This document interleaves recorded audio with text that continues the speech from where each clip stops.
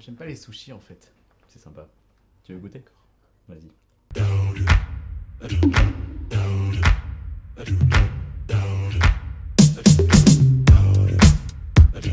Et bonsoir à tous. Salut mes petites lunes. Comment ça va ce soir? On tient à vous le rappeler, on fait un jeu concours en ce moment sur Instagram pour gagner de superbes gammes de whisky du monde. Donc on propose un gin, une vodka, un whisky et un rhum. Vous avez le choix. Whisky même. Donc c'est simple, vous vous abonnez à la page Instagram et tirage au sort, vous choisirez l'alcool que vous préférez, D4. Voilà. Voilà, comme on avait prévu, un petit sondage. Donc c'est un saké, c'est forcément japonais, hein. C'est un vin de riz tout simplement. Donc il y a des petites particularités quand même, au nez, en bouche, on sent une petite acidité. Tu comparais le vin français au vin japonais? Alors j'ai dit que c'était un vin, j'ai pas dit que... D'ailleurs, les japonais, les asiatiques faisaient du vin avant même les français. C'est vrai? À quelle époque? Absolument, avant Jésus-Christ. Et d'où vient le saké? 200 à 300. Mais du Japon, je viens de le dire, bordel. Il m'écoute jamais. Ah non, il m'écoute jamais, putain. Et comme j'ai dit, c'est un vin de riz japonais. Au niveau du nez et de la bouche, on retrouve quand même beaucoup de notes acides, de fruits d'été, notamment de la pomme Granny Smith.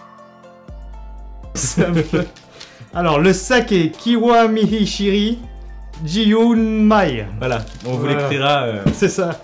Sur la page de Whisky du Monde, hein. Toujours beau cadeau de Whisky du Monde, vous le trouverez directement dessus. Hein. Et qu'on va le découvrir avec vous. On l'a pas ouvert.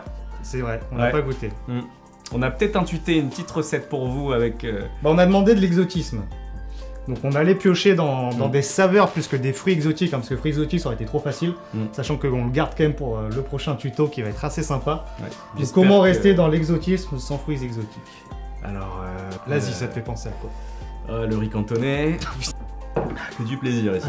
Non, on va faire très simple. On va prendre une famille d'agrumes qui est très associée à l'Asie, hein, notamment au Tibet. Donc, qui dit agrumes qui vient de la partie est de ce globe, dit yuzu. Donc là, on a fait un petit prémix de purée de yuzu pontier. Hein. C'est une purée naturelle, il y a plus de 95% de fruits, c'est génial. Alors, pour ce prémix de yuzu, vous aurez besoin de 50 mg de purée pontier de yuzu, 100 mg de sucre, 100 mg d'eau et 10 mg de vinaigre de cidre. Pourquoi le vinaigre de cidre? Parce que comme je t'ai dit, on a des petites acidités dans le saké qui rappellent celles de la pomme Granny. D'accord. Donc on a pris un vinaigre de cidre de pomme de Normandie tout simplement. On va commencer local. Ouais, mais ce mec est malin, hein. On le dit pas assez. On optimise. On le dit pas assez en commentaire que ce mec est malin. Le yuzu c'est un citron, tu vois, donc on va pas jouer avec du citron en plus du citron. Le yuzu c'est un citron. Absolument. Comme la bergamote c'est un citron aussi. D'accord. C'est pas du thé. Dernier élément qu'on va utiliser, ça va être une petite infusion à froid de thé de jasmin. Ah, tous les amateurs de thé. Thé de jasmin, ça rappelle bien l'Asie franchement. Ça fait un peu Japanese Garden, tu vois, quand tu te promènes les arômes, tu vas voir, tu vas les retrouver. Bah, on commence toujours par prendre son shaker. Absolument. Qu'on vient remplir 2 glaçons en full ice. Et puis d'excuses, hein. N'oubliez pas le code Oxomo with Attitude pour Batman with Attitude. Vous pouvez acheter des shakers, des verres, des passoires, des cuillères, tout ce que vous voulez. Donc plus d'excuses, vous devez avoir le matériel chez vous maintenant. On est d'accord? On est d'accord. Pour cette recette, donc on va commencer avec notre partie citrique mélangée avec du sucre. On va partir sur du 4 centilitres.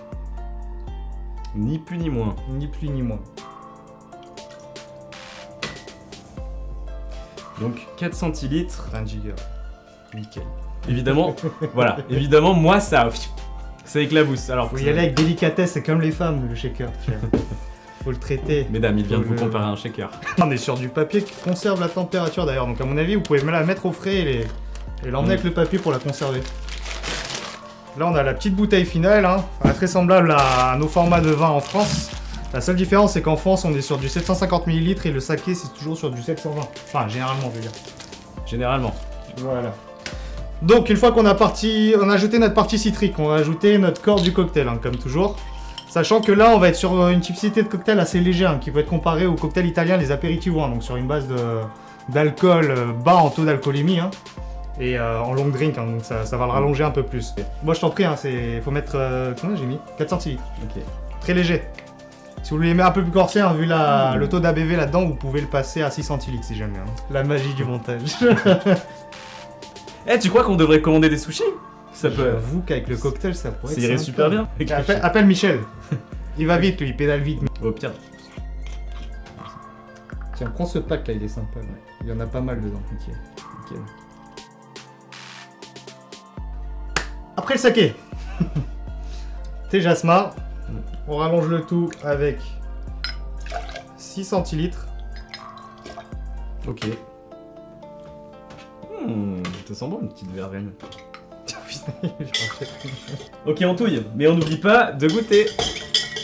C'est brutal. Est-ce qu'on est sur la sucrosité là ce soir? En temps normal, t'es censé plus être sur de l'acidité. Donc on vient rajouter nos glaçons comme toujours. Hein. On vient enlever le surplus d'eau qu'il y a eu pendant notre préparation.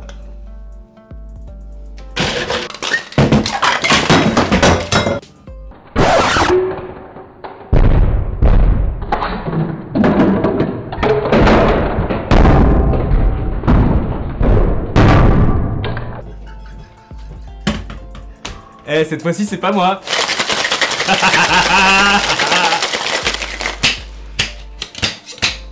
Donc dès qu'il est bien givré, oh, ça sent la fleur d'oranger. Gigi, ils sont allés. Donc elle va être un petit peu opaque là.